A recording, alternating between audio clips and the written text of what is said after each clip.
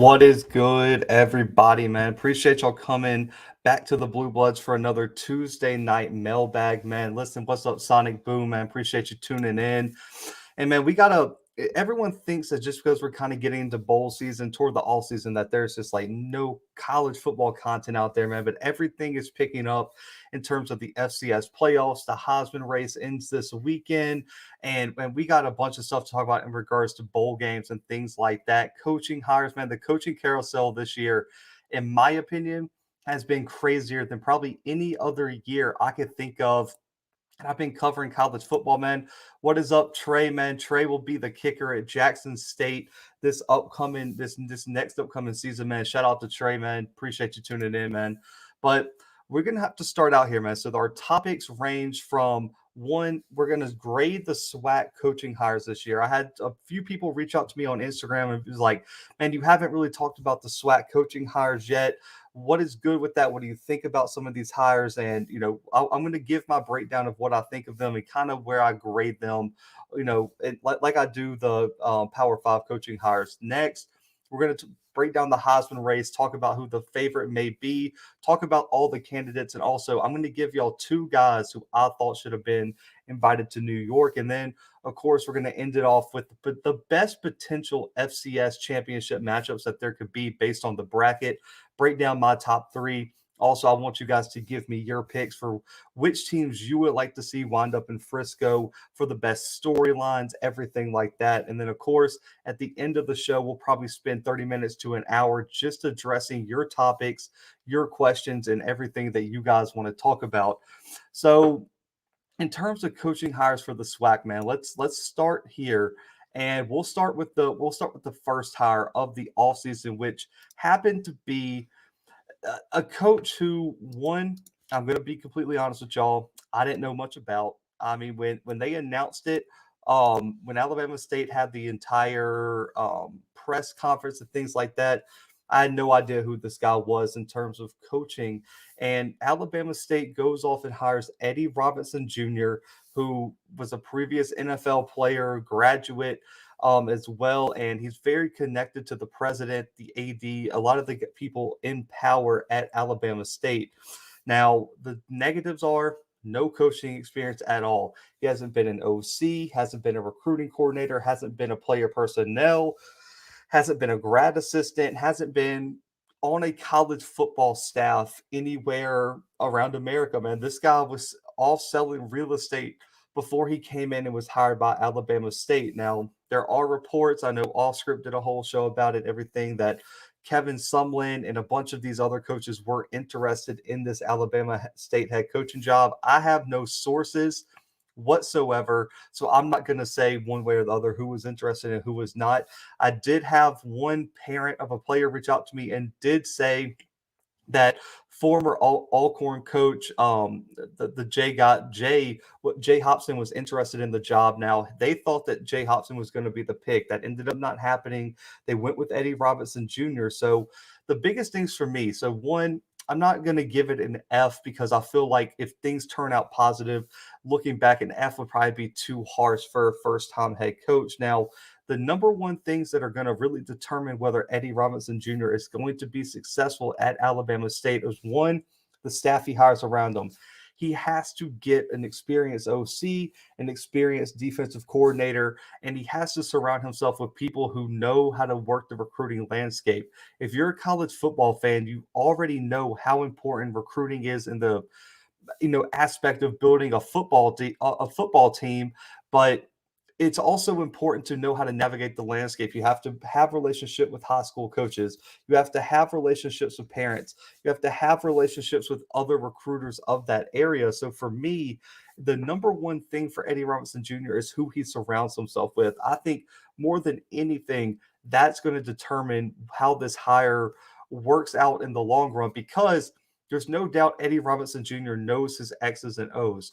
But for a head coach, you have to, how do I say, you have to be a CEO of the team. So this is going to be his first CEO decision, is hiring a staff. I haven't heard anything about who he's bringing in to be with him. But right now, just based on everything, man, I feel like this is still a very harsh grade, but I give it a D plus for Eddie Robinson Jr. to Alabama State. I feel like in my opinion, I feel like they had more experienced options. They could have brought Eddie Robinson Jr. on the staff with the new head coach and gotten him some experience before promoting him to head coach. There was other ways to handle it, but I feel like just taking a guy, no recruiting experience, no college football experience, and throwing them in the SWAC, which is as a conference headed upwards in terms of Deion Sanders and Jackson State getting better, Willie Simmons and FAMU getting better. Alabama A&M with Connell Maynard, your rival, has just spanked you repeatedly. You have to. I feel like that hire compared to those coaches is a negative. And so the number one thing for me with Eddie Robinson Jr. is who is he going to hire? But a D plus right now, due to his lack of experience, is all I can give him.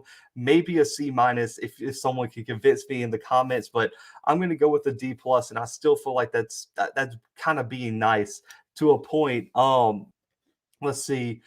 Bossy said a real estate agent. Sonic Boom agrees with me here. A D plus for the hire.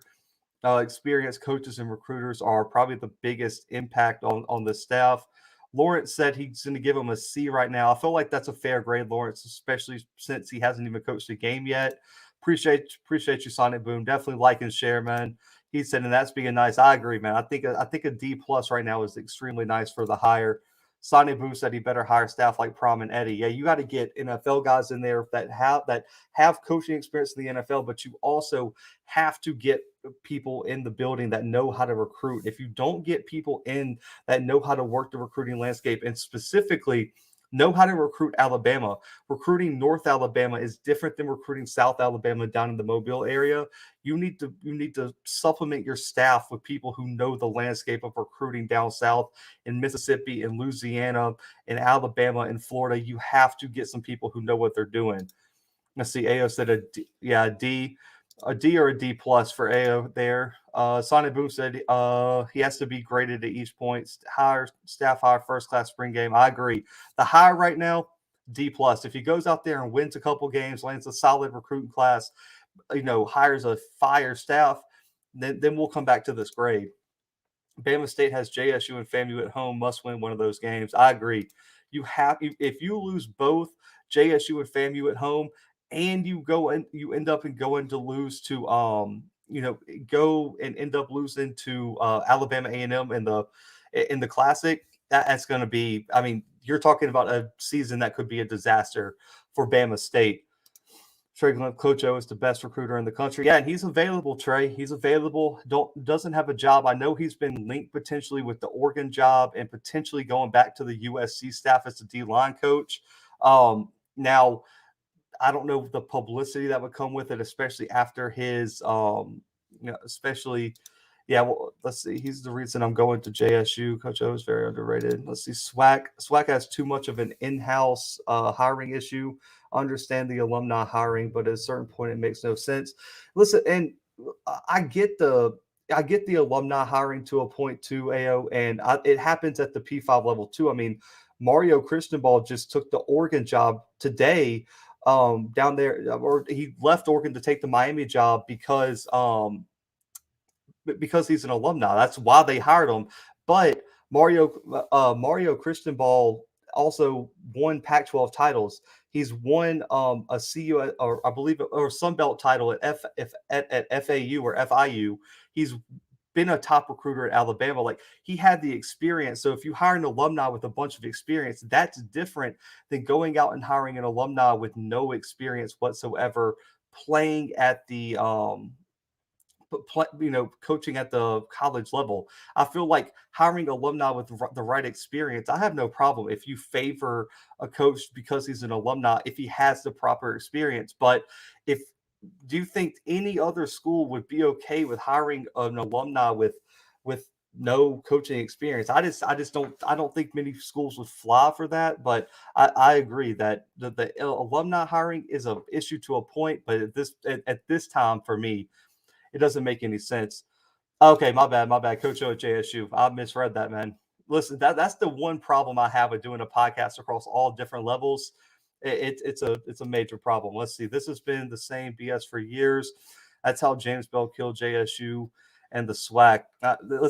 Listen, my SWAC hours are low, man, and I kind of default to the alumni and people who've been watching the SWAC for years on that. And I've talked to a bunch of them, and they agree with you on that. That there's been too many of those hires that don't make complete sense. But let's move to the other hire that was announced just recently. Eric Dooley headed to Southern, leaving PV after just leading them to the SWAC title game that was played this weekend. And this hire for me was, I'm kind of torn on it. And I mean, I know I was on Off Script Show talking about it a little bit. Potentially, it could work. Okay, I'll say that. This has a better chance of working compared to the first hire I talked about. But for me, I still thought Jaluk should have been the guy, and I'm going to die on that hill as of right now. But Dooley, of course, alma mater. I mean, he went to both Southern campuses in New Orleans and Baton Rouge. He played at Grambling, played for I believe it was the Arizona Rattlers when he went to I believe it's the Arena League team. He's been an assistant coach at Southern from 97 to 2010, coached at UAPB as an OC, was at Grambling as an OC for a while, then was the head coach at Prairie View. And as the head coach at Prairie View, he had a 20-17 record, a 16-8 conference record, and won his division this year, got to the SWAC championship. Now, I talked to a few Southern alum about this hire, and the number one thing they're confident in is his ability to recruit Louisiana. They feel like Southern can go into New Orleans now and land some top recruits. They feel like they can get a lot of transfers from like an LSU or one of those FBS schools in the state of Louisiana. And they also feel like he understands the dynamics of what it takes to be successful at Southern. So for me, this is a hire where they had connections to the university that I kind of understand. At least he has a history of one coaching, and at least he won his division this year at PV after PV not being there for a few years. So I give them that it's better than an Eddie Robinson Jr. hire, in my opinion. But still, I fear that because he hasn't won at a high level consistently, that the ceiling, the potential of the hire is there, but I feel like the ceiling is a little bit lower than some of the other prospects that I'm sure they have. Because if the rumored list of candidates for Alabama State was as deep as it is, I would have to imagine a school like Southern had just as much or more, just because of the name brand alone of the brand of Southern, if that makes sense. Because I mean, even someone who didn't really grow up on SWAC football, that's one of the schools I knew. Even in Southern Alabama growing up, I knew Southern just because of the brand name was a little bit bigger than some of these other schools. So I think Southern would have had more candidates in the long run. But for me, still, I think the ceiling is low. So for me, I'm going to give it a B minus right now. I think a B would be a bit too high because I'm worried about the long-term effects of winning, because he hasn't shown he can win at a high level, over time. But I also feel like being in a little bit weaker division, in my opinion, Southern having a shot at going to the SWAC championship, at least they hired a coach with experience, in my opinion. So Eric Dooley to Southern gets a B minus for me. I think it has a chance to improve if he can get Southern one of those division titles. That's going to be the biggest thing. Can he win a division title at Southern within, I would say, the first 2 years? Southern has a great roster. If you tell me you can't win that West Division in 2 years, I think that's a major problem. I think he's got to show in this recruiting class that he can pull off some kids from the transfer portal and land some high profile recruits. I know there were some people in Scotty's call line and stream chat and everything that was saying he's landed some high profile recruits throughout his time as an assistant coach. So if he can do that at Southern, I think the potential is very high. I just need to see him win at a high level. And the question I had for everybody was, what is the goal? If the goal is to consistently be at the top of the SWAC, I kind of question if this hire will do that for you. But overall, I think it has more potential than the Alabama State hire at this point. Let's see. Let's catch up on some of these comments. Waldo, I'll get back to this in just a second. That'll be the next question we will answer real quick.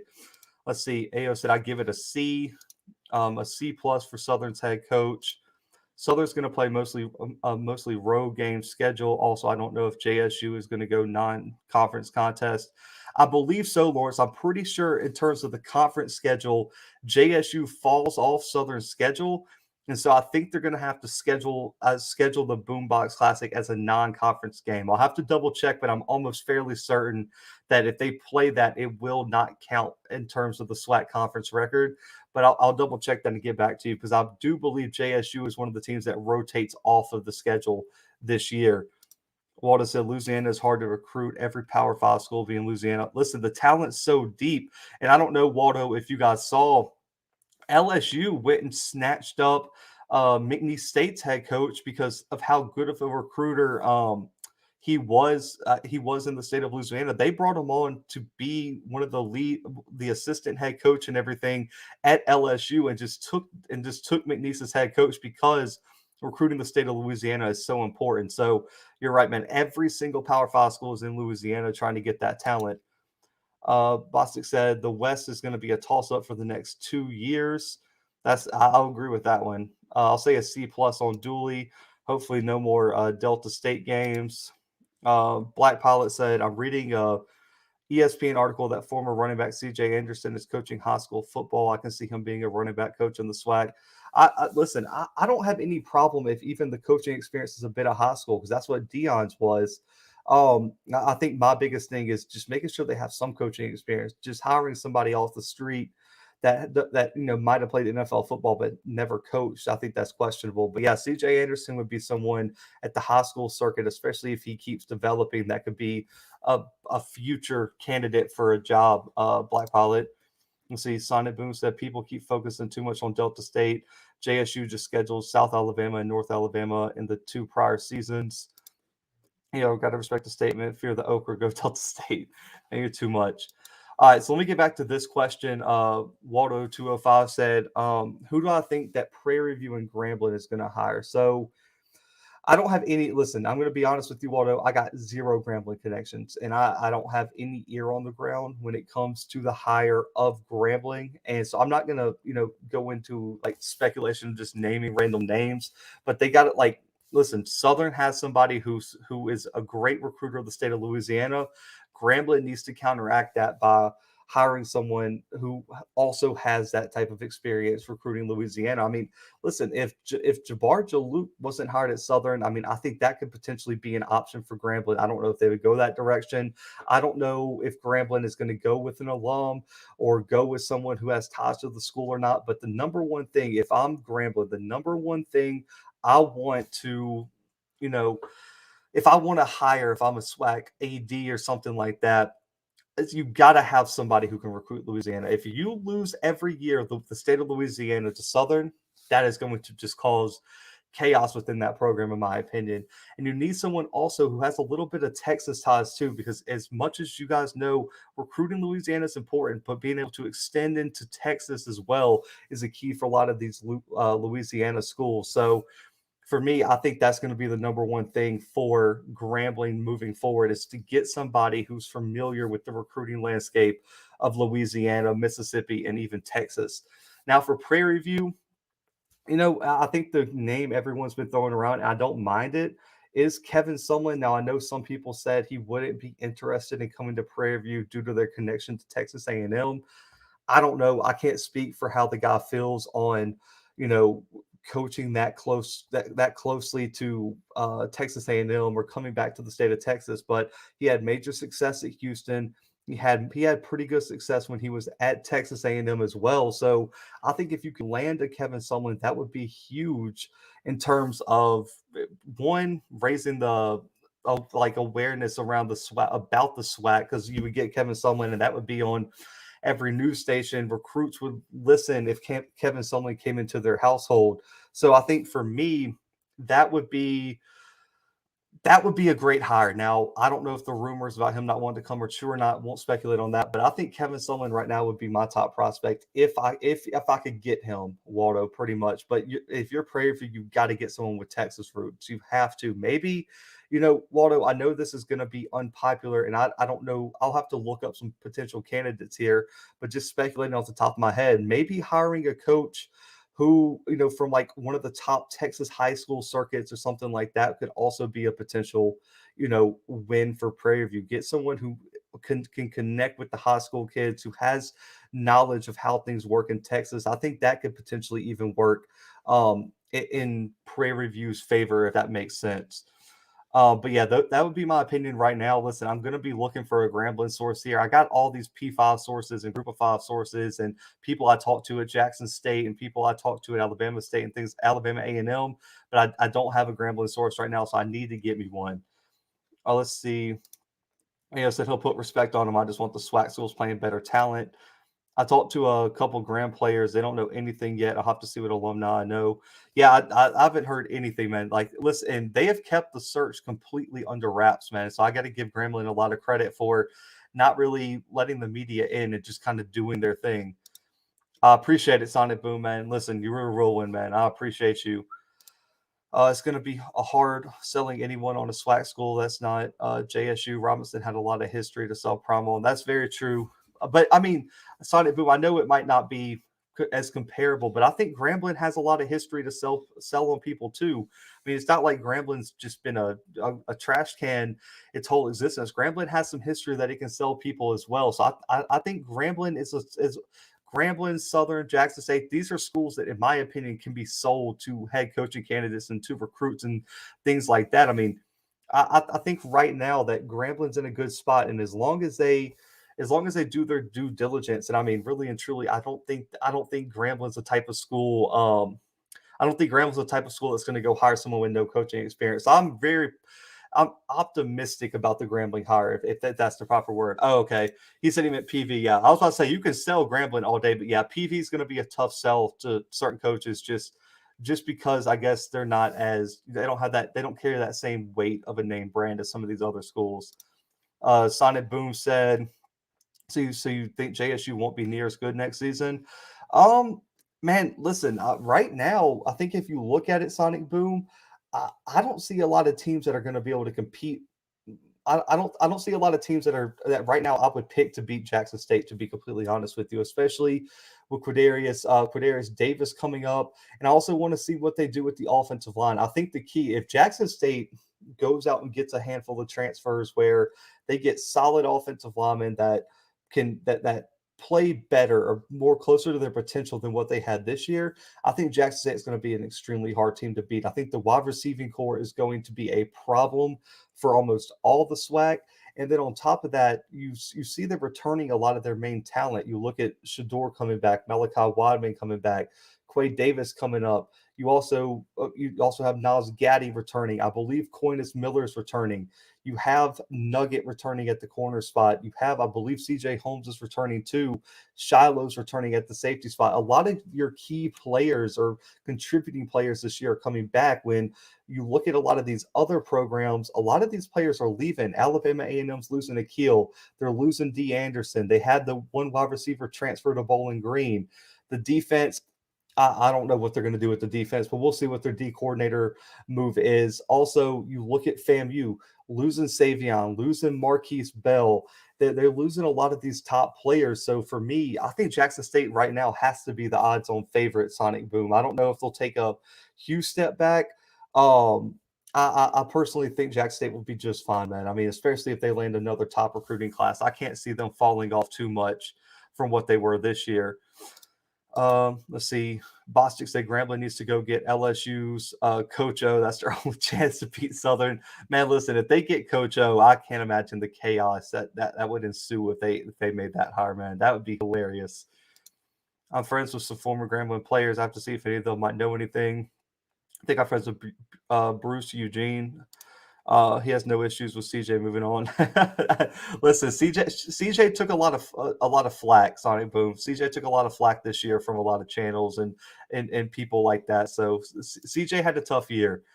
Question: Blue Blood. Will JSU's recruiting class for 2022? Will this be the class that blow a lot of teams in the SWAC out of the water?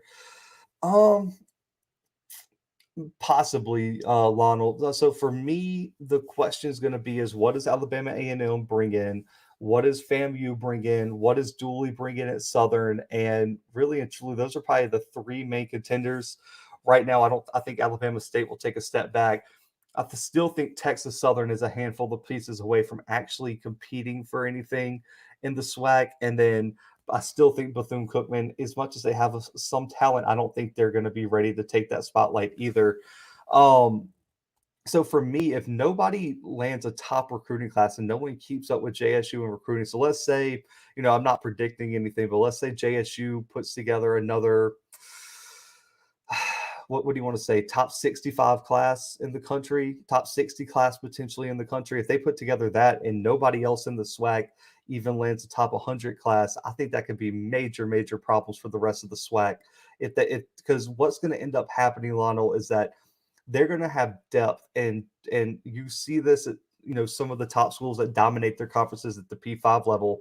It's not that other teams don't have stars, it's the depth of stars that some of these teams have. When you look at Alabama in like the mid 2010s, from like probably '09 to like 2012, they just had, I mean, other teams had great players. It was just that Alabama had, I mean, 5 stars on 5 stars on 5 stars on the bench. And I'm not saying Jack State will get a bunch of 5 stars, but what they're going to have are 3 and 4 stars that could start at a Southern, that could start at a Grambling, that could start at an Alabama State, that could start at a Texas Southern. And they're going to be on the bench, or they're going to be rotational pieces.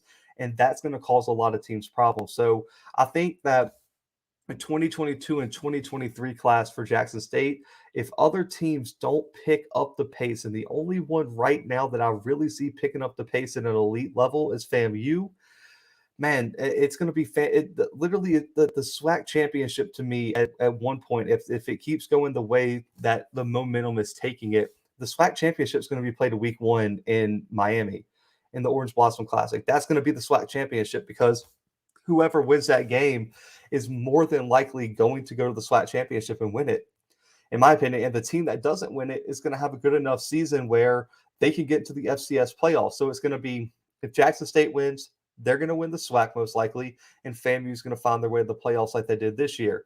If Jackson State gets upset, FAMU is probably going to go to the SWAC championship, and Jackson State is probably going to go to the playoffs as an at-large bid. And there's a handful of schools that have the possibility, if they can land 1 or 2 pieces here or there, that can compete. But overall, I don't think a lot of these programs recruiting is at the level that Jackson State is. So I do think that the 2022-2023 class could be a problem for the SWAC if other teams don't counteract it by landing their own top prospects. Silence 04, what QBs do you have to worry about? SWAC, Andrew Body is the only one that comes to mind. I mean, depending on who starts at Alabama A&M next year, I know a lot of people think it'll be Quincy Casey. He could be someone to watch out for. FAMU is going to have to go to the transfer portal to get a quarterback. Same for Bethune-Cookman. Same for Southern. I mean, Noah Bowden at Grambling has some potential, but I don't think he's going to be the guy moving forward. But yeah, I mean, outside of that, I mean, Jawan Pass is going to be leaving soon. I don't know what their backup situation looks like. Alabama State has some guys with Owens, and there was another one that took some snaps. But Owens, I believe Joe Owens Jr. showed a lot of promise for Alabama State late in the season. He could be someone to look out for moving forward. But overall, man, the QB play in the SWAC is going to be Shador, Andrew Body, and pretty much everybody else, in my opinion. And the replacements JSU are getting are going to be good too. JSU is going to be a problem for years to come. UAPB needs a new coach. Listen, you wonder. I think right now the SWAC championship appearance in the spring bought him another year, in my opinion. I think getting to the SWAC championship bought him a year, but if UAPB doesn't win this year, they're probably on their way out. Sonic Boom, where does JSU need to go to find FCS O-line players? Are the type of guys they've gone after? That's on par with top FCS level D linemen. Listen, I mean, I'm not going to say that coming in, Sonic Boom, that Jackson State's O linemen weren't good. On paper, they were great. Tony Gray should have been amazing. And some of these other guys had potential, but the number one thing that I saw Sonic Boom is they never gelled. Like it never clicked with the offensive line. So this weekend, I know some SWAC fans won't watch it, but I know you probably will, Sonic Boom. If you go watch North Dakota State play ETSU this weekend or James Madison play Montana, you're going to see how much more in sync the offensive line is, how much more they communicate, how much, how physically dominant they are in the trenches. And that's one thing. And I've talked to Jackson State players' parents, multiple of them, that have said the number one thing missing for Jackson State's O-line was physicality. They said they didn't have that mean streak. They didn't have that, I'm going to finish the block. You know, I'm gonna beat the man in front. I want to beat the man in front of me so bad that I'm going to do anything possible to beat that guy. And I mean, as a former O lineman, it's different because every play it's a one-on-one matchup between you and the same guy most of the time for 60 minutes, man. And for me, it just seemed like to be like a mental block, and it also just seemed the offensive line didn't gel. So for me, they just have to find the right transfers that fit together. And Sonic Boom, there's offensive linemen. You look at Alabama's O line against Auburn; it just didn't gel.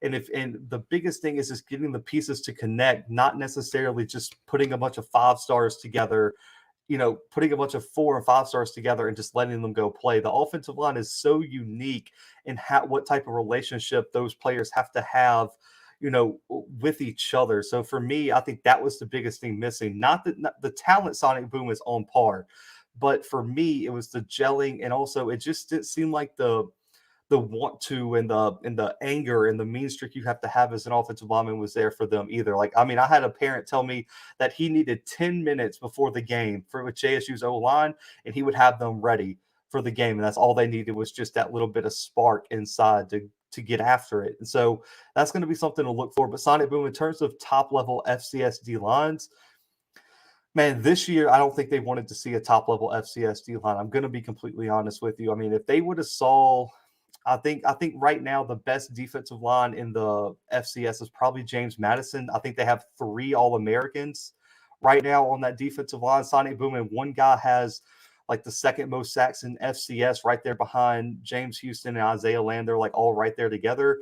I just think right now, until they gel, I just don't think they wanted to see a top level FCS D line. But in terms of overall potential, size, and talent, they have it. Sonic Boom. It's just, I don't know what happened. I mean, I can't put my finger on it. All season, y'all watched episodes from August to December, and I couldn't put my finger on it on why it just didn't work, man. And that's why I thought the O-line coach had to be changed out, in my opinion, for Jackson State. And it said Pine Bluff played with no heart. They need a new coach big time. That's not what people are saying. Some are acting like everyone will improve and figure us out while we just sit still. You can't sleep on Mississippi Valley. Yeah, that's one of the teams, Waldo, that I think if they get the right pieces, I think they could be something. They could be a challenge, Waldo, if they really get the right pieces. They need a quarterback so bad, man. The quarterback position is so important for Valley. How big of a drop-off is it from FAMU to the rest of the SWAC in recruiting? I would say a fairly large one. Bostic. I mean, they'll get 1 or 2 players every once in a while, but right now, I think it's a giant jump off, a giant drop off from JSU and FAMU right now to the rest of the SWAC in terms of pure recruiting talent. And, FAMU's in Florida, so they get kind of an advantage. And then, of course, Jackson State has Coach Prime, but right now I would say it's a giant drop off. I'll have to look at the rankings, but right now there's a lot of needs around the SWAC outside of those 2 schools. Can FAMU have another season with no more than 1 loss? Maybe, Sonic Boom. I mean, listen, if FAMU gets a quarterback, yes. If FAMU gets a quarterback, it's going to be a problem for the rest of the SWAC. So I think it depends on what quarterback starts next year for me. Let's see. Coach Prime is trying to do with JSU, get 4 and 5 stars. Terrell Buckley should be high on the list. I agree. CJ Dixon could definitely make a push for that starting job. I like CJ Dixon too, EA. I agree with that one. BCU got Jalen Jones. Okay, so I just don't know if I don't know if that's going to put me over the top on Bethune, to be honest with you, Mally. But, I mean, I think it's an upgrade. As crazy as it sounds, Jalen Jones is an upgrade from what they had last year, to be honest with you. Sonic Boom, going undefeated is hard. I said going undefeated in FCS would almost be impossible. I guess I was wrong. It's gonna be hard to go undefeated against Sonic Boom, but I mean, I still think Jackson State and FAMU are going to be the 2 teams fighting for that spot in the SWAC championship. Yeah, you definitely need time to gel. But the problem, Coach Simmons, is they didn't gel at all throughout the year. I mean, after what Jackson State played 11, 12 games and they still didn't gel, that's a little bit worrisome. I do think the tackles overall, like Tony Gray and the other tackle, I forgot his name, but the other tackle, they really came along late in the season. It was the guard center guard spots, like I said on the round table, that have really just didn't perform in my opinion. Sonic Boom side, can you join our O-line coach hiring firm, man? Listen, I'll take the job right now, Sonic Boom. Sean, appreciate you tuning in, my guy. See, Chris says, I feel like JSU has a great chance to get Zach Evans. I definitely agree with that. I know, oh man, I don't remember who it was, but they brought in the offensive coordinator, the old offensive coordinator from Miami, Lashley, into TCU, Chris, and apparently the running back coach made a real strong pitch to Zach Evans, and also they brought in LaDainian Tomlinson, former TCU running back, former Chargers running back, to come talk to Zach Evans about staying. So I've been reading reports that there's a chance he possibly could come back to TCU due to that. I don't know what he's going to do yet. Listen, I don't know if y'all follow Zach Evans' recruitment, but it was a cluster of decisions by Zach Evans. I mean, he was committed to Georgia, then he was supposedly secretly signed, then he backed off of it, or like got academically ineligible, and then he was supposed to go to LSU, then Texas, then it wound up at TCU unexpectedly. Nobody, listen, we had a quote on our podcast that nobody, even Zach Evans didn't know what Zach Evans was thinking. So I have no idea how his recruitment is going to go, but I do know TCU is making a strong push to keep him with LaDainian Tomlinson, talking to him personally. Waldo, with the new transfer portal rules, I feel like a lot of SWAC schools got a chance to land a lot of talented players. I agree. And they just have to listen, they have to find a way to do it, because if they get behind this year, I think it's going to be a major problem. Silent, they didn't play with bad intentions. Should JSU's O-line coach be on the hot seat? I've had him on the hot seat for half the season, Silence. I just don't know if Deion's going to make any I don't know if he's going to make any staff changes as of right now, unless he has to. And as an outsider looking at the SWAC schools need to start looking at underlooked talent from other regions other than the South for recruiting. That's a good point. And listen, there's a reason.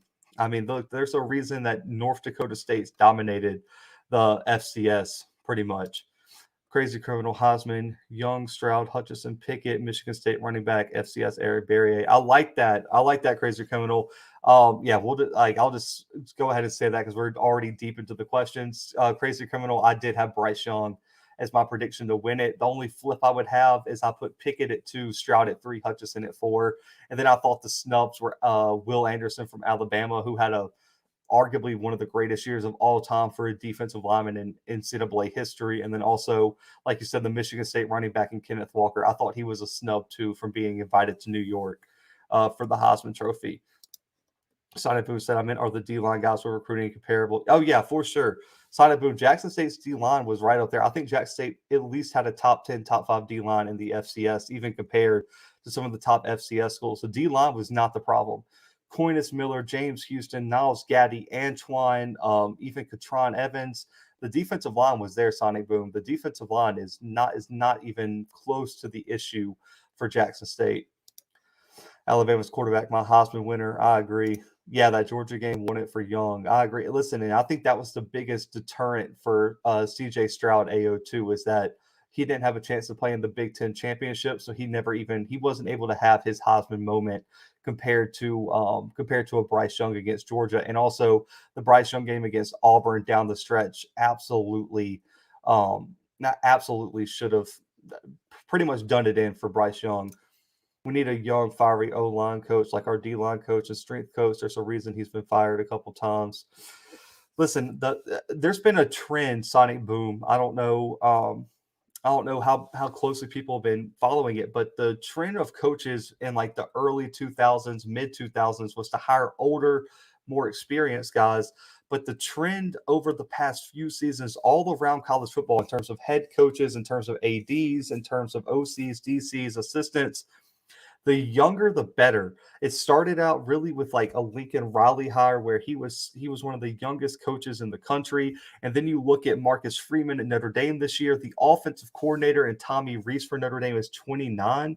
A lot of these kids now in recruiting relate to younger guys who can can talk to them about things that these older, 67-year-old guys cannot really talk about. So for me, I do like the idea of hiring a young, energetic type coach to bring some energy into the program. Yeah, Chris, he committed to BCU. I think it was a handful of weeks ago, if I'm not mistaken. Daryl Barnes. I said J State needed a new O-line coach around the fourth game. Hey, I won't argue with you there, Daryl. Does the O-line coach for JSU need to be fired? I think so, Lionel. I know a few other people do, but I don't know if Deion's going to make any staff changes coming off of a SWAC championship or not. So we'll see. I think the O-line's performance against South Carolina State could go a long way in potentially saving his job if they have a great performance. Arthur, yeah, James Houston can come back. He has one more year of eligibility. I don't know if he's going to come back though, Arthur. I can't tell you, but if I was him, I would. So now NCAA players can submit their names to the draft, get their draft grades back, and then make a decision. I think if he's fourth or fifth round or higher, you got to go, man. You can't risk being hurt and missing out on that draft money. So I think if he has a fourth rounder grade or higher, he should probably dip. But if he's any lower than that, come back a year and probably dominate the SWAC again and win back-to-back Defensive Player of the Year awards. Facts. That's why Dumas was eating so much of the championship game. The inside of the O-line spots are terrible. And also, let's not. Dumas was probably one of the best defensive tackles they saw all season long too, and they just weren't ready for it. I mean, he was taking on like triple teams in that game, man. So shout out to Dumas, man. Listen, I'm talking to him. There might be a chance we get him on the show here in the next week or so, man. So stay tuned for that. But shout out to Jason Dumas, man. He was absolutely eating those boys this weekend. EA said, "Do you know what's going on with Eli Ricks? Ohio State and a few other schools have apparently stopped pursuing him." Yeah, EA. So it's mostly been Ohio State that backed off. So what happened is Eli Ricks probably, really and truly, EA has probably only got one more year left because he can go to the NFL next year, and he probably will. He's probably already one of those prospects like a Stingley who's probably going to be a first-round pick regardless of the production he puts up this year. And so Ohio State stopped pursuing him today, according to a bunch of the 247 sources, because a bunch of the DBs told Ohio State they would transfer if they brought in Ricks because it would take away their playing time. It would take away their starting spot. And so Ohio State pretty much did a cost, a risk analysis and said, okay, we'd rather have these guys for 2-3 years and develop them rather than bring in Ricks for 1 year and risk losing 3 or 4 guys to the transfer portal. It looks like right now he's a strong USC lean, according to all reports, and that Alabama could be a close second. But Alabama, like you said, has also potentially kind of backed off his recruitment. But it looks like Lincoln Riley and USC are on him really hard and want to bring him in to be that top corner for Lincoln Riley's USC team. Yes, but he's more likely going to the NFL. Why don't FAMU get one of these quarterbacks in the transfer portal? Lionel, I'm pretty sure. I'm pretty sure right now that they are. I just don't think there's been an announcement yet. So don't worry. FAMU's going to get a quarterback out of the transfer portal. Don't worry. Coach Simmons, you think Dalen Baldwin should have stayed? That's such a tough. Man, this is going to be a tough question to answer because hindsight is 2020, of course, as we all know. But for me, I think on two fronts, it kind of give you two different answers. If you're looking just pure playing time, yeah, probably should have stayed at JSU. Now, would he have started over a Malachi Wadman when he came along? Would he started over a Keith Corbin? Potentially, but you never know how those positional battles work out because you saw as the season moved along that Jackson State's wide receiver focus also moved along. Early in the season, it was a ton of Warren Newman, a ton of Josh Lanier, and a ton of Trevante Rucker. Then as we kind of got toward the mid to end point of the season, a ton of Malachi Wadman, a ton of Keith Corbin, and then just a handful of the other guys with Rucker kind of mixed in there as well. So it looked like as Jackson State made that OC change, the different types of wide receivers fit the offense better. I don't know how Dalen Baldwin would have done in the first offense we saw in the first few weeks of the season, but I do think he would have been a way bigger factor in the TC Taylor run offense that where they stretched the field more with their wide receivers because at first they were really dinking and dunking, and that's really not Dalen Baldwin's game. But for me, man, I don't hate his decision. I mean, listen, he didn't get a lot of playing time. He didn't start, but Michigan had a very deep wide receiving room this year. And ultimately, man, he's still a Big Ten champion, and he finds himself in the college football playoff. And all it takes is one play to solidify your legacy there. You look at Devontae Smith. No one knew who he was. He was a true freshman, caught one pass in the national championship game, and he's forever a legend. So for me, I don't think he made a bad decision. He wanted to be closer to family. He's from Michigan. It was a dream to play up in the Big Ten, and he lived it out. So, I mean, he bet on himself. It didn't work out necessarily, in terms of playing time how he wanted it, but he's got a chance to win a national title, and I don't think that could be understated either. And I think ultimately, if he got to make the same decision, I don't know. That would be a question for him. But I think if you're looking at it from a playing time perspective, he probably should have stayed. But if you're looking at it from an opportunity perspective and a development, I think he made a good choice for him in his career. And also, he got to be closer to his family for his last ever college football season. So I don't think he made a bad decision like some people would say. Hearing Alabama and Ohio State options for Riggs. North Dakota State's in the Midwest, a hotbed for throwing big country boys to play O-line. That's a fact. That is a fact. Who is that running back that plays for East Tennessee? He's a beast. Where he come from? Oh man, listen. I believe, if I'm not mistaken, I'll have to let me pull up the Walter Payton Award list. I believe he was named a finalist today, if I'm not mistaken. I believe he's the third finalist, right there behind yeah, so Quay Holmes is who you're talking about, man. Quay Holmes. Listen, so if you go and watch our or my bad, my FCS recap yesterday, we talk a lot about him, dude. But I mean, he's a redshirt freshman, man, and he's absolutely balling right now. He's out of Georgia, and he went to East Tennessee, and man, he's came on late this year. So last week, Lionel, he was the leading rusher for ETSU and the leading receiver with 7 catches for almost 100 yards and a touchdown, man. ETSU's offense runs through Quay Holmes. So as a redshirt freshman, man, he is balling right now. So I agree, man. That kid is a monster. I need to do a film breakdown on him too. Kincaid wants to coach Grambling. The only problem with that, Coach Simmons, I know you made a video on it, but I think he might be a little bit too young right now to be a head coach. I think they need to bring Kincaid in as like an OC or quarterback coach first, and then potentially can upgrade him later on. There has to be some new ideas being created. That's why younger coaches are being hired, understanding the kids, having new ways to connect, get the optimal results. And also, Black Pilot, along with that, you guys, the one thing that wasn't relevant early on in college football recruiting was social media. And a lot of these young people, because I mean, in my generation, man, I just turned 25 the other day. Everyone in my generation knows how to use social media. We all have the knowledge to really and truly be social media experts right now. And I mean, I can run an entire Twitter page for anybody, any company, because I know how to do graphics design. I know when the best tweets are to send out. I know how to use a hashtag, and like all these small things in terms of online presence for recruiting. That's where young coaches really flourish, and being able to relate to those kids in the social media era is another huge thing. So I think that's another reason why younger coaches are being hired. Leon said O-line is an attitude. Basically, in the spring, they were saying Thurman couldn't coach just to players. They straight up get beat a lot. Listen, O-line is an attitude. You got to be, but when you put on the helmet, man, you got to be ridiculous under there. Dumas is just advanced. I wish he was bigger. Regardless, Baldwin would have won a championship. What's up, Tony, man? Appreciate you tuning in.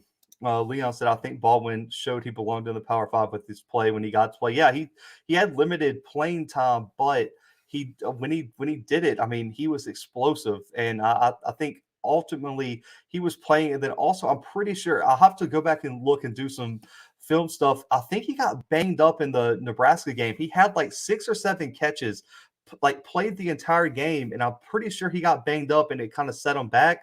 I saw him play I don't remember. I didn't count the snaps, but he did play in the Big Ten championship.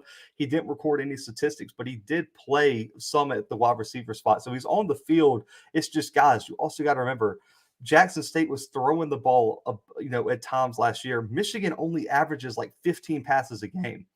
Cade McNamara never throws the football. Like, it's Hassan Haskins, Blake Corum, and then they have the one case like number 7. I think it's Donovan Edwards. Those 3 running backs get like 85% of the touches in that offense. So I think on top of that, he went to an offense that really shifted from a pass offense to just a downhill running attack. And so even though Dalen's on the field, the stat box might not reflect it because he's blocking on the outside for his running backs, which on the other hand, when you look at these late round wide receivers, blocking on the outside is one of the number one things they look for. Is, are you a team player? Are you making your blocks on the outside for your running back so they can go and score? So I think it was more of an offensive scheme fit as well that really took back his overall statistical production. Lawrence said Montana State at Villanova, Montana at North Dakota State, my semifinal prediction. Oh, you got some upsets, man. Listen, Lawrence, Thursday we're having our FCS quarterfinal prediction show. Make sure to bring that there, man. I'm sure everyone wants to talk about that, man. That I got some upsets though, and listen, we differ on, I believe, 3 out of the 4 games on this one, man. So we'll have to see. I hope you're wrong this time. I can't see JMU being left out of the semis right now. Red hot. Dalen Baldwin absolutely made the right decision to go to Michigan. Bluebloods, you think the transfer portal is busier with FCS because of the COVID year, and some of the FCS players have proven they can play in the FBS. I definitely think the COVID year made the transfer portal way busier than usual, and that's why I predicted. I don't know if it's going to happen because Deion's got a lot of positive momentum.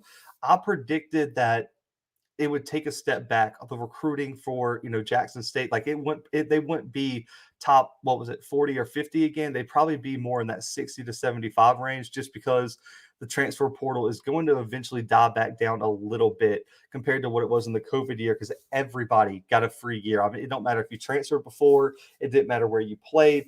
Everyone could just fly everywhere they went. So I do think it'll take a step back, but this year it's always busier because also you had that one free year, and also the FCS played in the spring, and it was really a weird recruiting cycle. So for me, I do think that this year was uncharacteristic of what you're going to see from the transfer portal due to all those external factors. McVay was 30, Kincaid is 27. He would be a beast in recruiting. He probably would, coach. And I don't know if Grambling's looking at him or not. That'll have to be something I'll have to check in. I know Sonic Boom said he was going to reach out to some of his Grambling people for me and ask what was going on. Silence said, what do you think about the linebacker and tight end play in the SWAC? The linebacker play is fine, man. There were some outstanding linebackers this year in the SWAC. I mean, especially when you look at the JSU duo and what they did. And for the tight end play, the linebacker play is fine, but the tight end play is the problem for me. Outside of Kamari Everett, was anybody really impressed with how many times the tight end was used? I think Everett was the only tight end that probably had over 20, 25 catches. Really and truly. And I really feel like the offensive game plan and the lack of tight end usage in the red zone, that worried me for a bit. The lack of creativity on how to use the tight end. And when you go and look at that Southeastern versus FAMU game, the tight end was one of the X factors in the game because of how they utilized him as an H-back / tight end out of the backfield. So I think the tight end play in the SWAC silence, there's some talented tight end. I know Jackson State has, I believe it's Jancy or Jancy or something like that at the tight end spot. The kid is hyper athletic, extremely talented, but they never pass to the tight end. They never use it. So I think the SWAC overall has to expand their tight end play, or at least from what it was the past 2 years. Team RHO said JMU made Southeastern look average. Listen, James Madison has made a lot of people look average. I'll give you that. Man, appreciate you, Lawrence, for tuning in, man. Definitely appreciate you. Crazy Criminal Jalen had 16 catches, 252 touchdowns so far for UM. Baldwin still has an opportunity to get into the NFL. He could stand out at the pro day. I think his measurables will be fine. I don't know what his 40 might be, but I do think he'll have the measurables to stand out there. John, what's up, man? Appreciate you tuning in. Let's see. I have a question. So, should the state of Oklahoma rename a desolate highway after Lincoln Riley, or will that only prove how been out of shape they are?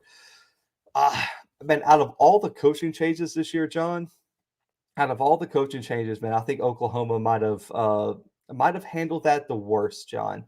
I mean, the whole video of them throwing trash out the office, but the Oklahoma fans calling him a traitor, like spray painting signs on the way to the airport. I mean, they handled it brutal for losing their head coach. And I think it was just the unexpected nature of how they lost them. But listen, I'm all for naming a highway after Lincoln Riley, especially one that heads west.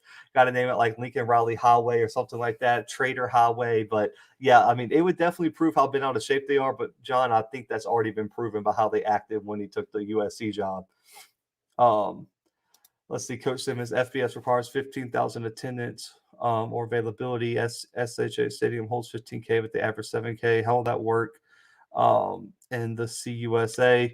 Um, I'm not sure exactly, Coach Simmons. I guess the hope is that their attendance will increase, but I think I'm pretty sure like there's teams that don't average 15K in the FBS. You look at UConn, you look at some of these schools that have been bad. I think it's availability. It's availability, Coach Simmons, because I know I can name like 4 or 5 different programs that don't average 15K in attendance. So it's just availability, and their stadium has 15K available, so they'll be fine in the CUSA coming next year.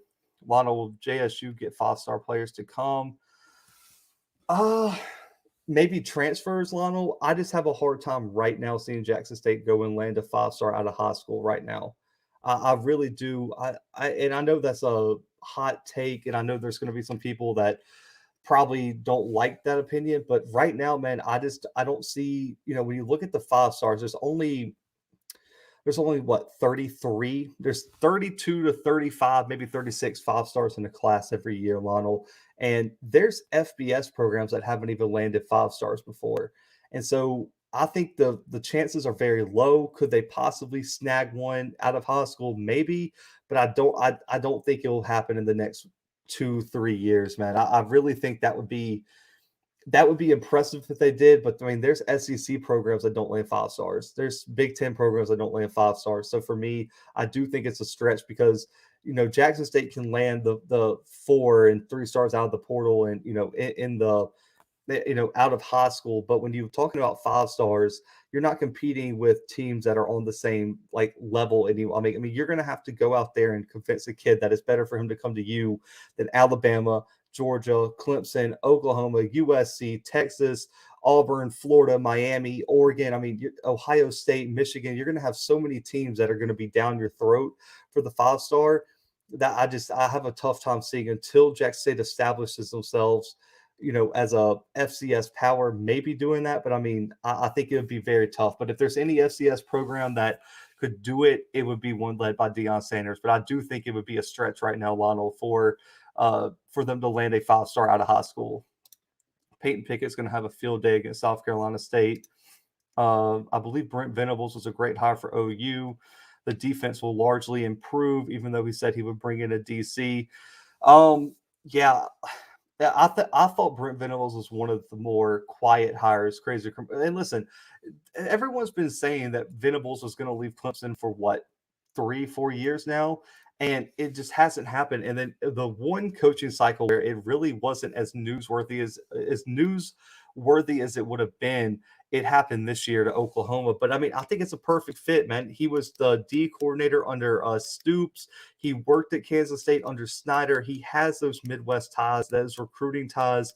And for me, I think under Dabo Swinney, he saw what it took to lead and manage one of the top programs in the FBS for multiple years and what it took to, eventually avoid the downfall like we saw with Clemson this year. So I think Venables was ready, and I think he knew, he said he turned down the Auburn job last year. I think he knew where he wanted to go, and I think Oklahoma was one of those places where he felt like he could be very successful in his first ever, head coaching job. What's up, Urban, man? Appreciate you tuning in, man. Let's see. John said that's real. By the way, I can't believe that's real. I can't believe that is actually real, man. That's tough.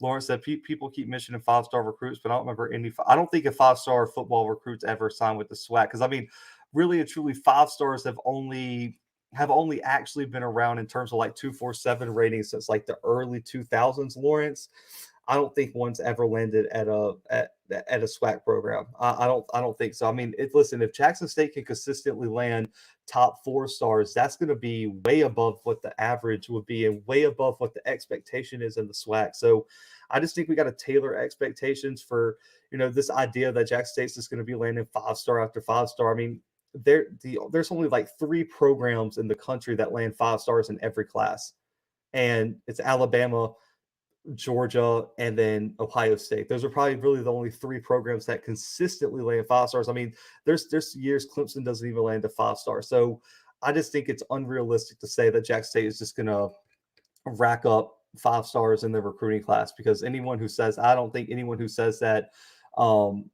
like pays a lot of attention to recruiting as a whole. Breland, appreciate it, man. Do you see any other SWAT schools besides JSU being ranked in next year's FCS poll? Not preseason wise, Breland. I think if there was one, FAMU could slip into like the 25th or 24th spot. But after the way they lost to Southeastern, I think it would be tough. Now, for the SWAC, the good thing is it won't happen next year, but in 2 years, the SWAC has a great chance at that, because James Madison, Sam Houston State, Jacksonville State, and some of these other top FCS programs are leaving. And since they're leaving, there's going to be some open spots in that preseason top 25. But next year, I think FAMU Breland is probably the only one I can see potentially having a shot, and that's if they slide in at like the 24 or 25 spot. But I would imagine FAMU would be more in like the 27 to 30 range in terms of preseason rankings. But if they win their first few games, I do think they can slide into the top 25. Waldo said, give a like, man. I appreciate you, Waldo, man. Appreciate that. Let's see. Lawrence said, do you think ESPN is going to put their best FCS semifinal game on Saturday to rival the Celebration Bowl kickoff at 11?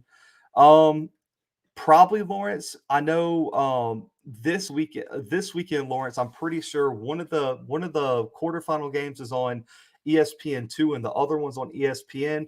I'm pretty sure the North Dakota State ETSU game is on ESPN at 11 o'clock this weekend. I would imagine that the FCS semifinal game, there's probably going to be one next weekend. Hang on, let me pull it up actually and see because they usually announce the schedules beforehand. Let's see.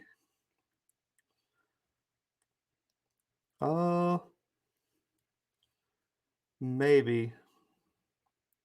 All right, so it looks like they haven't announced what channel it's on yet, Lawrence, but I would imagine they're going to put them on ESPN at that same time, or maybe they'll do 3:30 and like 7 o'clock or something like that. But I would imagine that they're probably going to try to get it on ESPN to at least rival or compete with the Celebration Bowl. Crazy Criminal, if Lincoln Riley isn't successful in USC, the blowback is going to be worse. He's going to be left on the tarmac like Kiffin. Listen, he brought in a lot of expectations with his hire. I mean, I don't think a lot of USC fans expected them to land Lincoln Riley. So I do agree that if he doesn't win quickly, especially Crazy Criminal with Mario Cristobal leaving to Miami, that's put all the pressure on Lincoln Riley. There's nobody out there other than Kyle Whittingham at Utah that you're going to have to compete with at a high level right now. Washington has a new coach. Washington State has a new coach. Herm Edwards hasn't proved anything at Arizona State. Arizona's been a dumpster fire. Colorado is probably going to have a new coach in a year or two.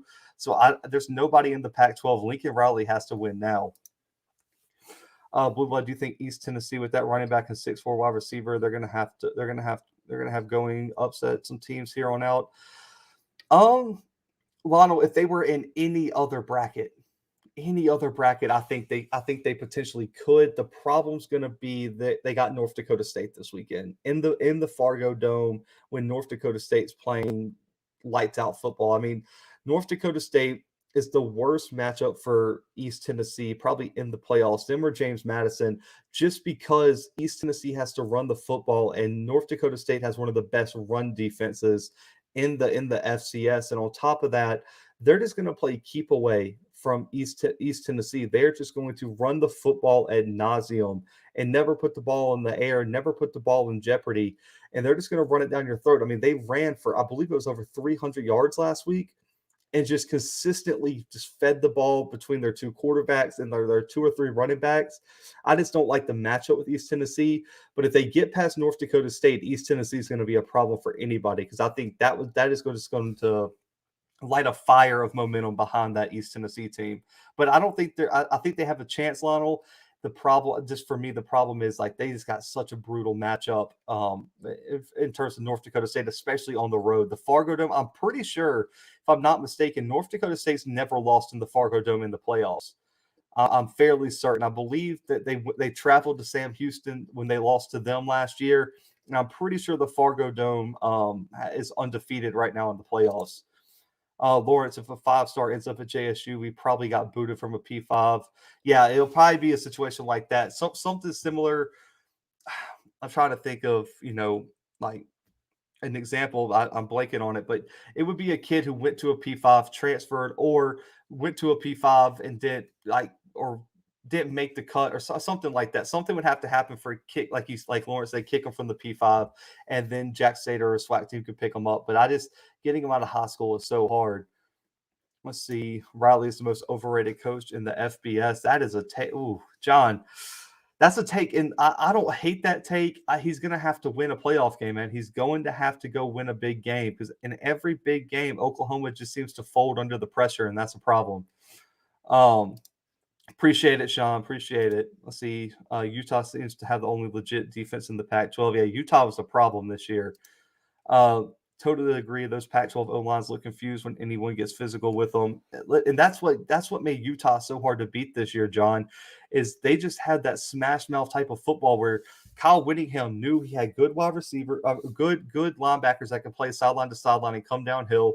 Their defensive line had the size to hold their own, and their offensive line and running game was downhill in your face, and nobody in the Pac-12 could stop it. That's why Tavian Thomas was the running back. That's why Tavian Thomas led the Pac-12 in rushing and rushing touchdowns this year. The defenses just weren't ready for the physicality and that type of power, that powerhouse attack. Let's see. David Williams, thanks for recommending SEC Shorts. Listen, man, that SEC Shorts is hilarious. He said they're pretty merciless on the Big 12, and I love it. Yeah, SEC Shorts is hilarious. And there's also another guy. I'll have to get his name. I'll have to look it up, and I'll bring it to the next live stream. There's a guy who does like SEC report card grades on TikTok or like YouTube, and I mean, hilarious. And I mean, it is funny if you're an SEC fan. Black Pilot looking at Mississippi's top star players. JSU does not have any commitments yet. There are a few undeclared though. Yeah, and I heard from a JSU source that there's a lot of kids who are like silent commits right now, and that they're waiting for the right time to announce their commitment. So from what I'm hearing, JSU has some guys on the docket, and that they're going to announce at a later date. So stay tuned for that. I'll cover it all here when they start announcing their commitments. Let's see. AO said NDSU is not a joke. I'm a JSU fan, but why doesn't JSU use their talented tight ends in their passing game and that go for the rest of the SWAC? I can't tell you, man. I know for JSU, they like to go a lot of 4 wide and put a running back in the backfield. But I mean, I feel like their tight ends are athletic enough to play in the slot. And I think that's what you see with a lot of these air raid attacks is they'll still use the tight end. He'll just be in the slot or be on like the or be on like the boundary of the offense, and they're going to try to get them in one-on-one coverage. Now, why does JSU not do that? I can't tell you. I just think JSU is very deep at wide receiver. Now, FAMU used their tight end a little bit in the red zone, and I talked about that on one of the FAMU previews. And Southern used their tight end at points this year, but I agree with you, man. They gotta up the tight end usage, because tight ends with elite offenses, they always have tight ends that are mismatches, and that's why I think personally they got to use tight ends more. Let's see. John said, like Randy Moss getting booted out of perfect example. Booted out of FSU, Notre Dame, winding up at Marshall. That's the situation. AO said exactly. A tight end is a wonderful safety valve. SWAC schools got to use their tight end in the passing game. I agree, especially in the red zone. The red zone is the biggest thing. There's so many SWAC teams that were inefficient in the red zone, and it's like you have a 6'6" tight end that can go up and make a catch if they're athletic enough. And I think that's what made Bethune-Cookman's offense really function at a high level, because they had Averett, who in one-on-one coverage, zone coverage, it didn't matter. He could go and make a play for them in the biggest moment. Sonic Boom, there are a couple guys who might switch from USM. Yeah, I believe Scotty had an interview tonight with one of the guys who's transferring from USM, or is going to have an interview. I don't remember if it was tonight or not. But yeah, he apparently I think he's committing between FAMU and Jackson State. I don't remember his name right now though. What's up, Mr. Campbell? What do you think about all the Kirby Smart slander? He deserves every bit of it. I mean, really and truly, listen, they had a great season, a historic season for Georgia. Their first ever undefeated season in the SEC, had a historically great defense. But year after year, Mr. Campbell, he falls short to Nick Saban or falls short in the biggest moment. You have to get there. Or he fell short against LSU, too. They got smacked by LSU, and it all reverts back to his QB decisions. All reverts back to his quarterback decisions. One, if JT Daniels is healthy, there is no excuse Stetson Bennett should have ever been taking snaps against Alabama. We saw what happened when Stetson Bennett went up against an elite defense in Alabama last year. Then you look at the whole Justin Fields scenario.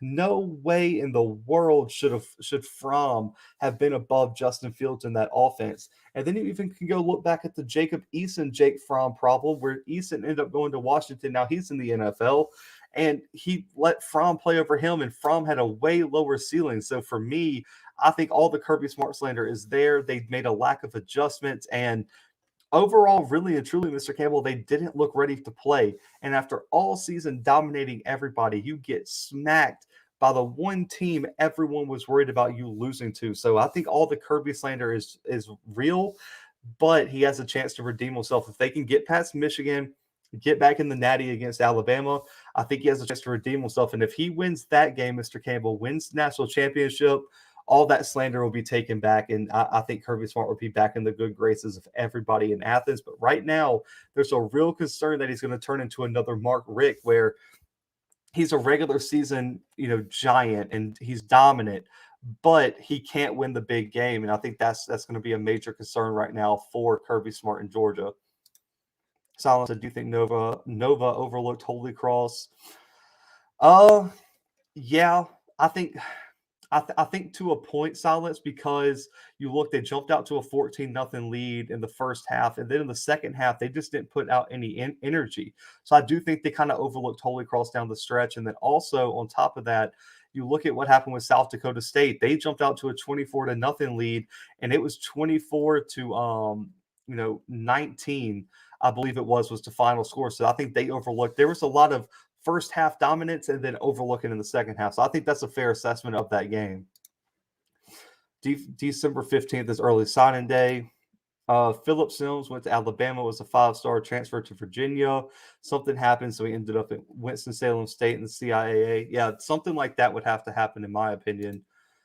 We do need to use the tight end more. We have to make a real decision about TC as well. Do you think TC's on the hot seat, Sonic Boom? I need to know about that. I didn't think many people were questioning TC, especially after the offensive resurgence we saw, against Alabama A&M and down the stretch. Sonic Boom said he has 3 Southern Miss recruits constantly talking. Yeah, Michael Please apparently is making the decision between FAMU and Jackson State in the upcoming days. After leaving Oklahoma State, Tyreek Hill ended up at West Alabama. Yeah, and it still wound up in the NFL draft.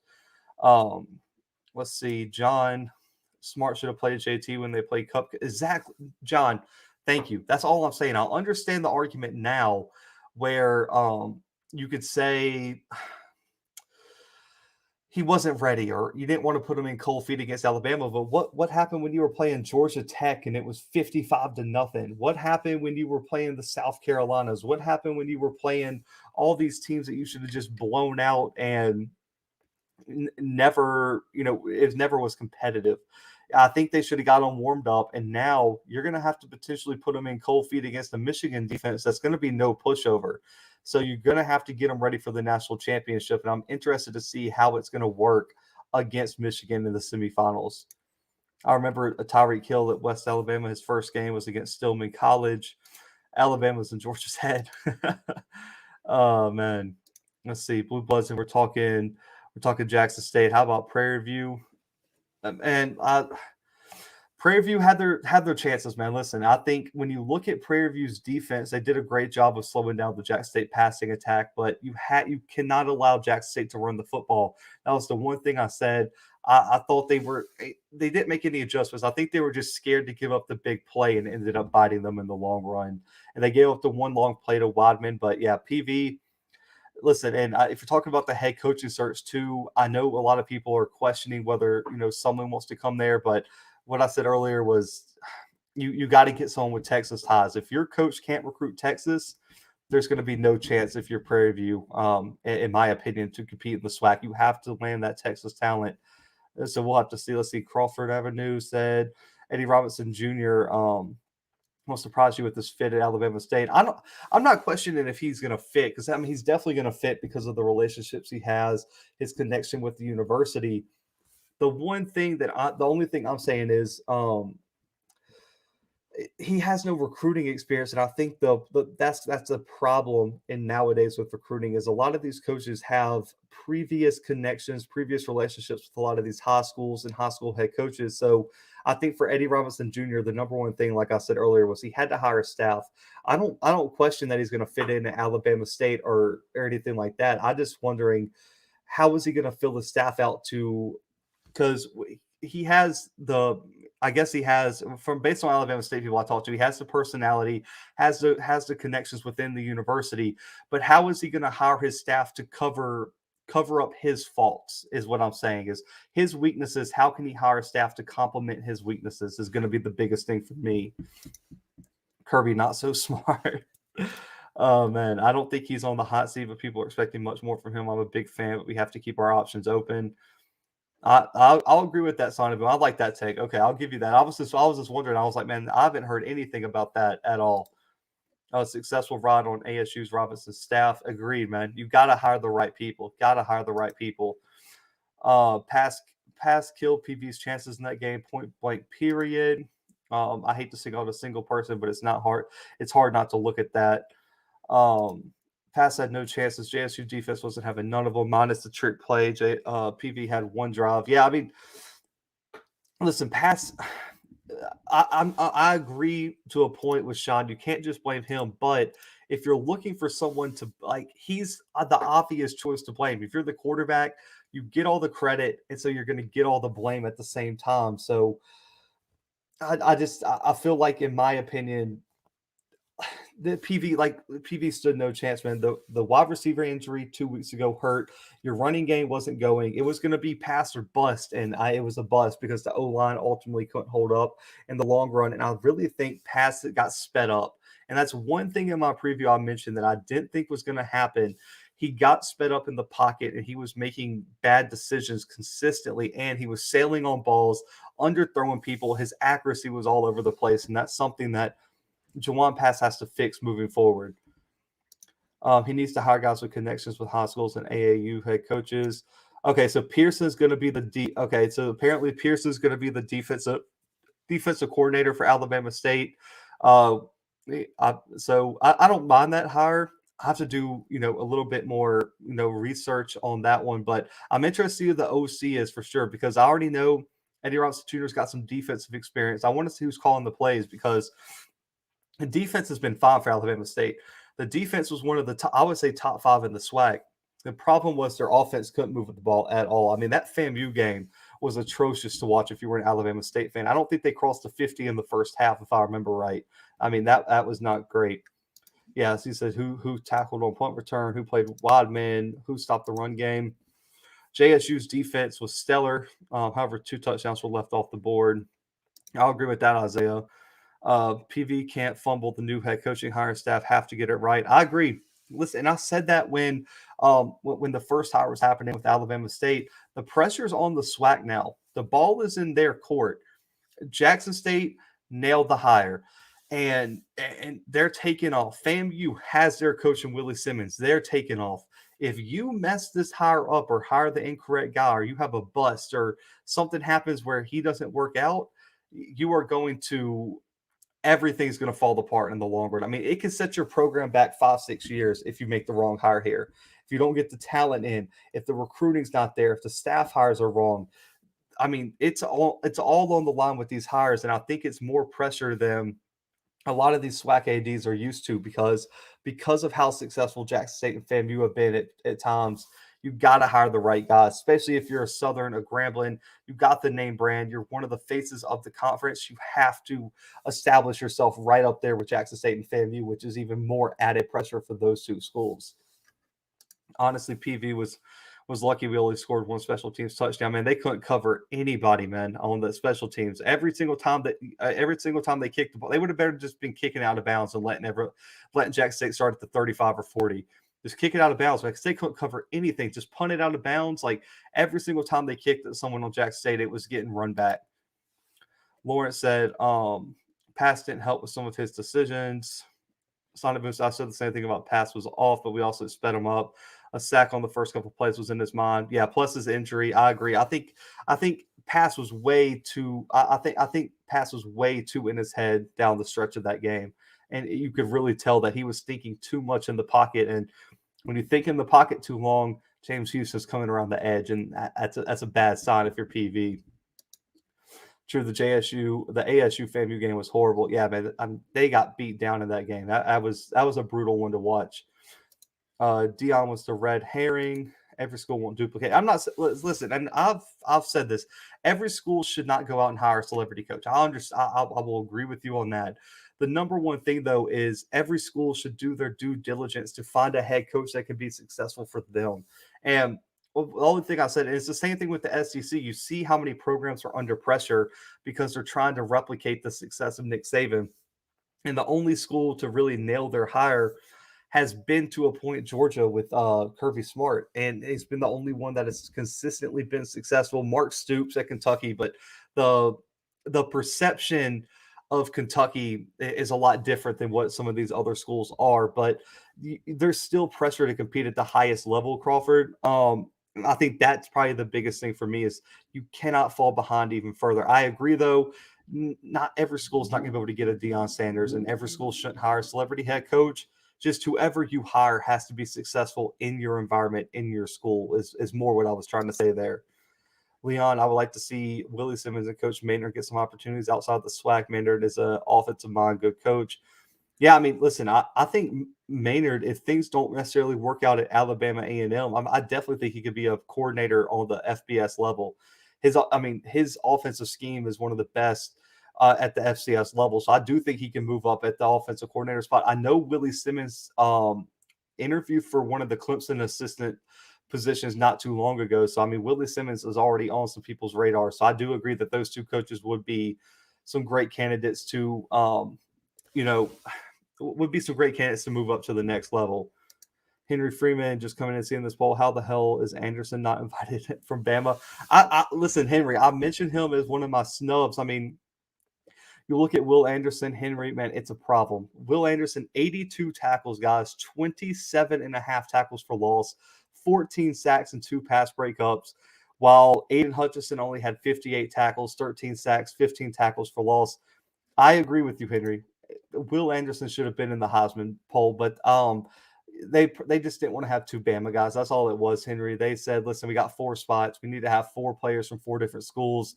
We're not going to put 2 Bama guys in there. So they gave it to Hutchinson over Anderson. But if you're going stats-wise, Henry, probably the biggest snub of the year is for Anderson not to get in that top 4.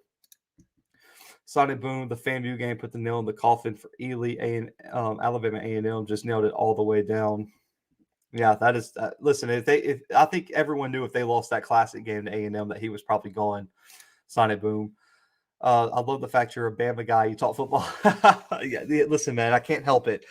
From Mobile, Alabama, man, got to talk football like a Southern guy, like an Alabama guy.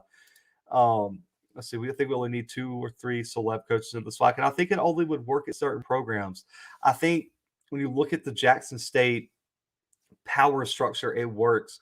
Because you look at Ashley Robinson's success as an athletic director, you look at the people at Jackson State allowed Deion to be Deion and allowed him to have the power to do what he wanted with the program. And so I think for me, there's not a bunch of programs out there that would have had the same setup that Coach Prom had at Jackson State, or had the groundwork laid for him to come in there and be as successful as he was. So I do think that, celeb coaches are a good thing for some places, but there's some programs where they want work due to alumni, due to boosters, due to the power structure of the program and things like that. Sonic Boom. So I agree with that. 2 or 3 maybe, but then the rest needs just to go out there and get good head coaches.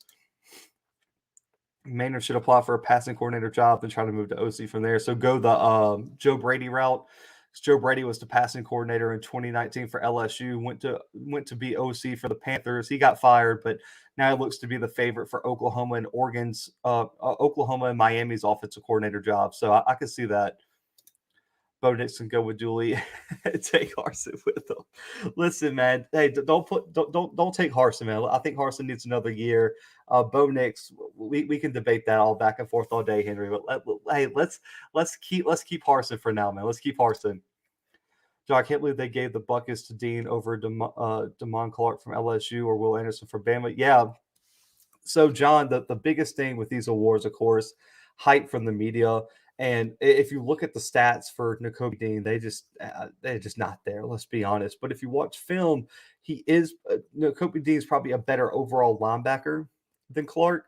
But these are all stat awards, and for Damone Clark not to even get any consideration for it is a little ridiculous. I think they gave it to Dean because he was arguably one of the best linebackers on the best defenses in the country, and that's why they gave it to him. And it was all perception, man. You also got to have the social media backing and the media momentum to win these awards. And I just don't think Clark on a 6-6 LSU team had enough, man. But yeah, my old co-host Brandon messaged me, and he was pissed about Clark not being the Buckus Award winner because he lives in Baton Rouge and is the LSU guy. We would be seen as a celeb conference with another guy or two at prom. Yeah, you guys would definitely have the perception of that. And I think the SWAC already kind of does with Dion in the first place, is where it's like they went on a limb there. But hey, it worked out, man. It worked out in the long run. So they can say that. Going out on a limb, but Kevin Sumlin would be a solid hire for PV. I'd be surprised if they actually pulled the trigger on it. Yeah, there was a lot of talk by other SWAC fans about Kevin Sumlin not really rocking with PV, having a connection to Texas A&M and being in that part of Texas and things like that. But I don't know. I mean, for me, if someone was interested, that would be a great hire. But I agree that I don't know if they would actually pull the trigger on it. I would need a PV alum to come and talk to me. I know a few. I'm gonna reach out to them, but the PV and Kevin Sumlin rumors, I feel like would be a solid hire for them. I mean, when I'm thinking about coaches that potentially could be interested in things like that, that is by far the best one, in my opinion, for PV to make. Sonic Boom said Prom talks about leveling the playing field, but we need to do it for coaches too. That doesn't mean the FCS or FPS ice is colder. Guys should be able to move up. Yeah, I mean, and I know people would get mad. I know people would get mad at this, but for me, I don't think it would be a bad thing if you saw coaches move up. Like, I mean, I know Mr. Campbell will have a heart attack, but I mean, if Willie Simmons got a head coaching job or an offensive coordinator job at a top P5 at the top P5 level, wouldn't that be a great thing for the SWAC to say, like, okay, he's there doing his thing at the highest level. Now the coaching tree can be built from him and things like that. And that's one thing we talked on the roundtable, is the coaching trees and the SWAC need to be expanded. And so these head coaches, the top head coaches of the SWAC, need to move on. That way it can help raise the perception and the history of the SWAC and what these coaches are doing onwards in their career. So I agree that it's the coaching, I guess, hiring process needs to change at the P5 level. And I think hiring a Willie Simmons, but eventually hiring a Deion Sanders, eventually, if let's say Dooley just runs off a bunch of SWAC championships, Dooley moving up to the P5 level, I think that's good for SWAC football ultimately. And it would increase the value of the brand of SWAC football as a whole. So I agree with you there, Sonic Boom, but I think you can get a lot of pushback on that one. Let's see. I heard Kevin Sumlin's health has been up and down. Kevin Sullivan is currently out of coaching due to Wikipedia. Prime needs to have every ATL celebrity at the Celebration Bowl. Listen, I think it's going to be packed. I believe, correct me if I'm wrong, I believe they opened another level. If I'm not mistaken, they sold out and they opened up one more level of the Mercedes-Benz Stadium for people to buy. So I think it's going to be one of the more packed Celebration Bowls, and I think it's going to be in Atlanta, an Atlanta hotspot on that weekend. It's the only game that, or is one of the only big games that weekend. So I don't think they're going to have any problem selling it out and getting a lot of people there. And as long as these coaches leave the program better than they found it, and his coaching tree, and it keeps moving up, I agree. The number one thing is to always have a succession plan in place, Leon. And I think that's something that the SWAC has to improve on, is where if these coaches do end up leaving, you have a guy, or you can go get a guy will help your program in the long run.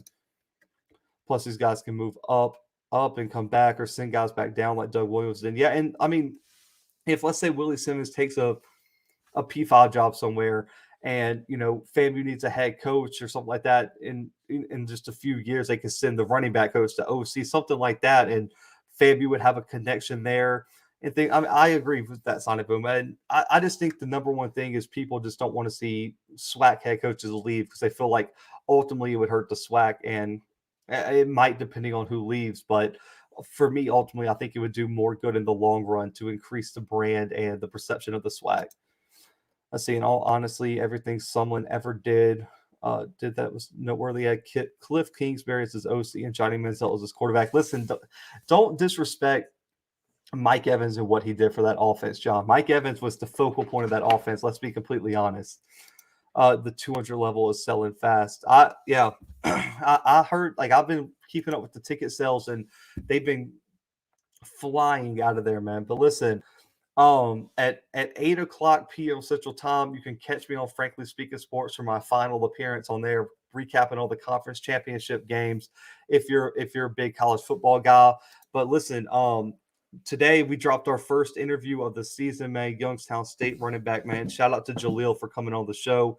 And on Thursday morning, we'll have an interview with D. Anderson, Alabama A&M wide receiver, former LSU wide receiver, and Oklahoma State wide receiver, on the show, dropping at 10 a.m. Central Time. Of course, the extended interview can be found for members. And then also got some big guests in the works, some guys we've talked about on the show at the FCS level for both the SWAC and the overall FCS. So stay tuned for that. And also, make sure to subscribe if you're not subscribed. Like the video before you leave, man. I appreciate y'all rocking with me on Tuesday night. These mailbags are going to become a common theme throughout the all season too, man. Just because it's the all season doesn't mean we're dropping college football content for you guys. But listen, tune into Frankly Speaking Sports at 8:00 to see me on there, man. And on top of that, I will see y'all tomorrow with some more episodes. But for right now, guys, the Blue Bloods are out.